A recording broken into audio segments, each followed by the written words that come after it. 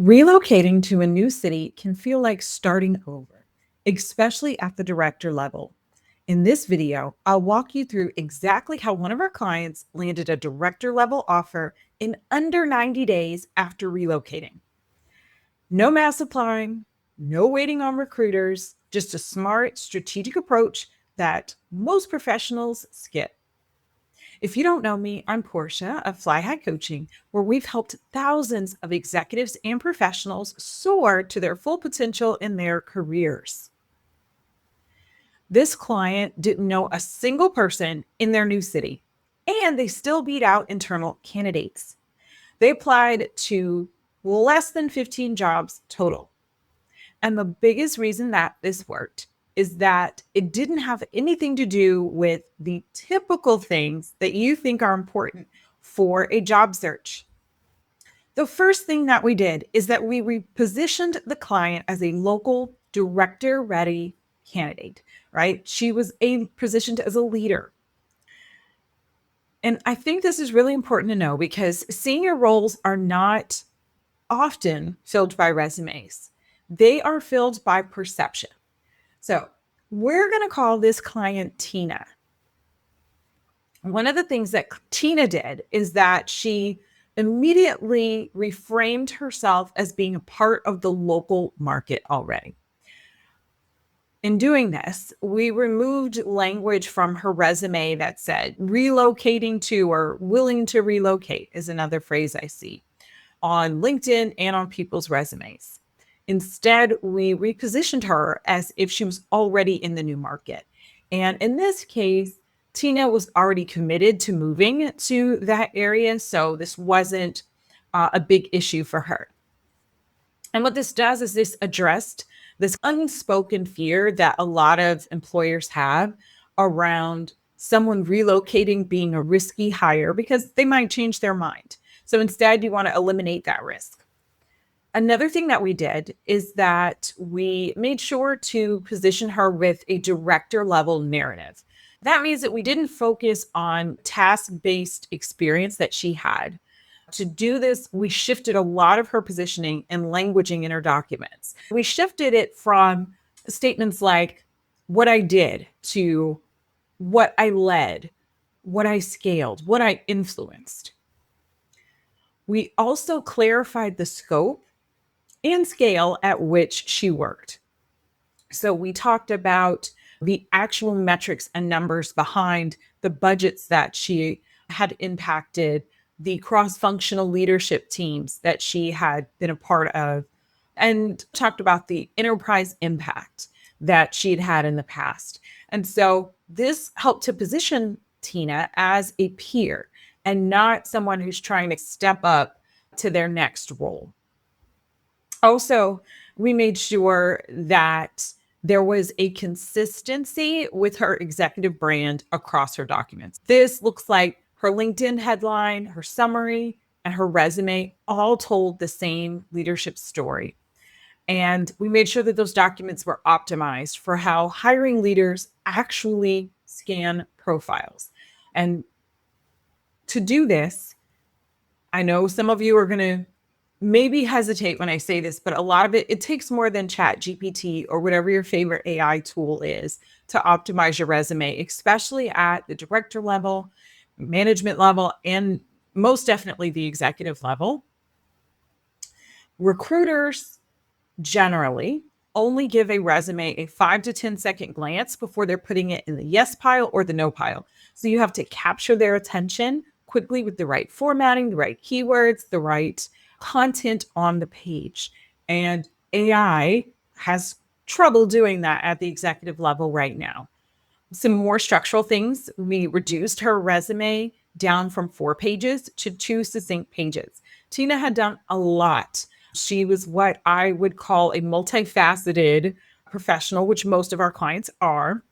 And she just said a lot. We made it more succinct. We zeroed in on what was really important in her documents to help her stand out. And we focused on decision making, not deliverables. That's another major mistake that I see a lot of people make when they are writing their professional branding documents and also even during interviews. I know this might sound like a lot already. So, if you want help structuring your job search the smart way, download our free Smart Job Seekers Guide linked below. And finally, we made sure that she had a clear value proposition. This is something that Tina didn't have prior to working with us. We defined the problems that she had been a part of solving, and we really focused on the types of problems that she would see in director level roles. And so made sure that those were prominent and highlighted. And this was important because it made it obvious as to why she should be hired fast and over other candidates. The second thing that we did for Tina was we used a targeted relationship strategy. So this is not a mass application strategy. This is very customized and very targeted. At the director level, access beats volume every time. To do this, there were a few things that we made sure that Tina did. First, she created a short, strategic, targeted list of companies and organizations that she wanted to work for. She did not have this prior to working with us. It's important to think about the top 20 to 25 companies that are aligned with your goals. In her case, she was looking at leadership goals, she was looking at vision, mission, and values, and all of that was helping her to determine if an organization was aligned for her. And then she prioritized organizations from that list that were hiring for transformation, growth, or change. Those types of organizations are generally more active in terms of looking at candidates, but also hiring. And this requires a mindset shift of what I call avoiding open role chasing. So that's where you just see a job. Oh my gosh, it's open. I've got to apply for that. I've got to apply for that. This helps you be more targeted. The next thing that she focused on was what we call warm market entry. So this is not just going around and talking to people and asking for jobs.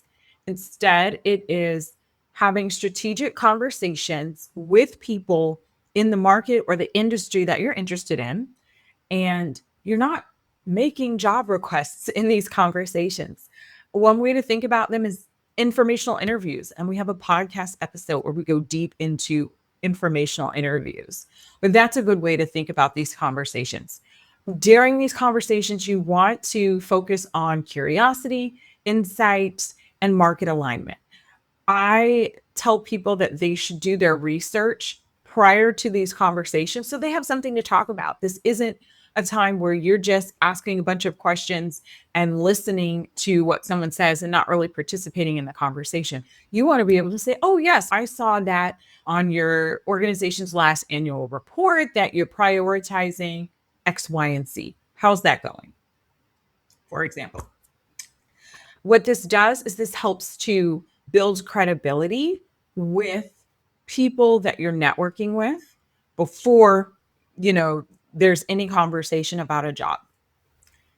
Also, you want to try to get visibility with hiring managers. And this can be difficult to do. It requires being strategic. You want to think about how you can get in front of these hiring managers early. There are quite a few ways to do this, but you can think about networking events, professional associations, organizational events that are open to the public, online with LinkedIn. There are a lot of different ways that you can try to get in front of these decision makers. What this does is this helps to reduce competition because you can get the hiring manager to know, like, and trust you before a role even goes public. Another thing that Tina did was she tried to meet people within the organizations that she was interested in to create what we like to call internal advocates, people who would speak up on her behalf about her work ethic, her performance, or just her presence if they didn't know her well. And I think the whole point of this strategy is to see using recruiters as a secondary channel, not your primary strategy, but you use recruiters external recruiting firms as another channel, networking with them. Also, executive search firms is another way that you might hear it positioned. Executive recruiting firms, all of those are generally very similar.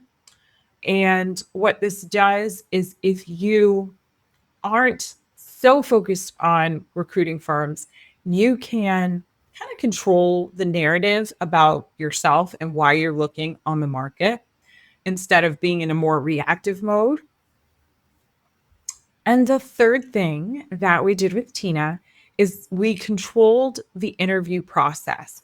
And she did that as if it were an executive negotiation.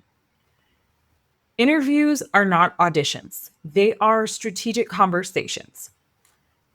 When you are interviewing, you want to make sure that you are framing yourself at the level of the role that you're interviewing for.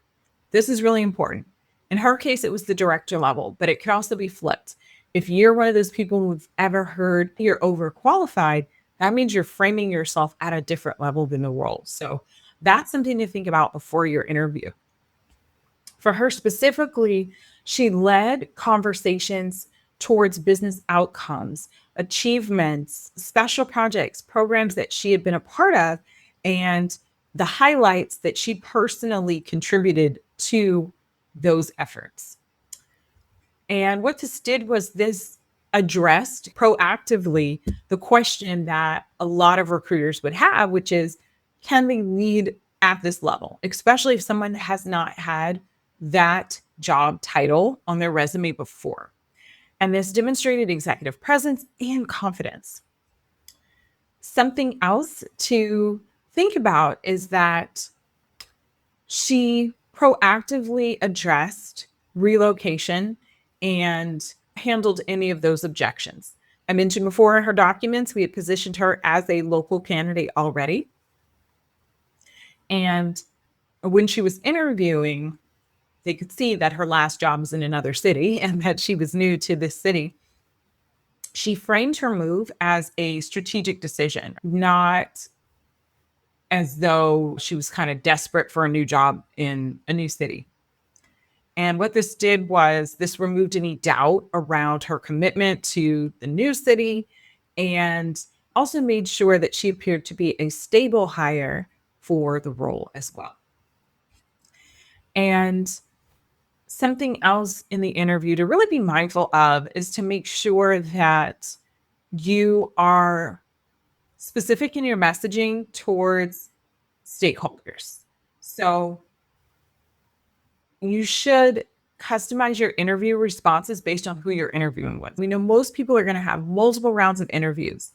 When you're interviewing with a frontline recruiter, the first person who's just kind of asking you questions and going down a checkbox to make sure you're qualified, that's a different conversation than interviewing with a hiring manager, which is a different conversation than interviewing with a potential peer, someone that would be at the same level in the organization as the role that you are interviewing for. And then also changing and adjusting your messaging when you are interviewing with the ultimate decision maker, in her case, an executive. So she made sure to speak the language of each person, of each role that she was interviewing with. And this reinforced consistency without sounding scripted. And then finally, when she got to the offer stage, she was seen as the clear front runner. Of course, they didn't tell her this up front. She found out later. But she was able to then negotiate from a place of strength and not urgency. And she was able to negotiate for the higher end of the salary as opposed to the low end or the starting end of the salary, even though she had never held that director title before.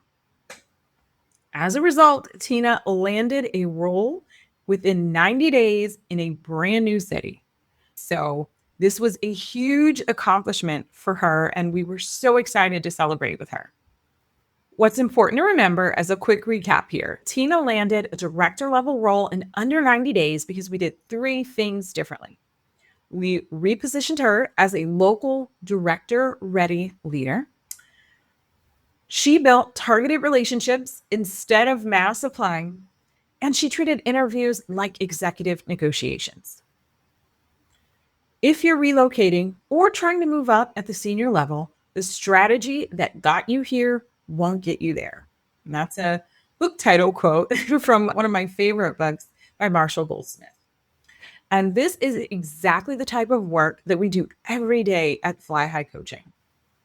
If this story resonated with you, check out the Smart Job Seekers Guide below and subscribe for more real world career strategy with no fluff.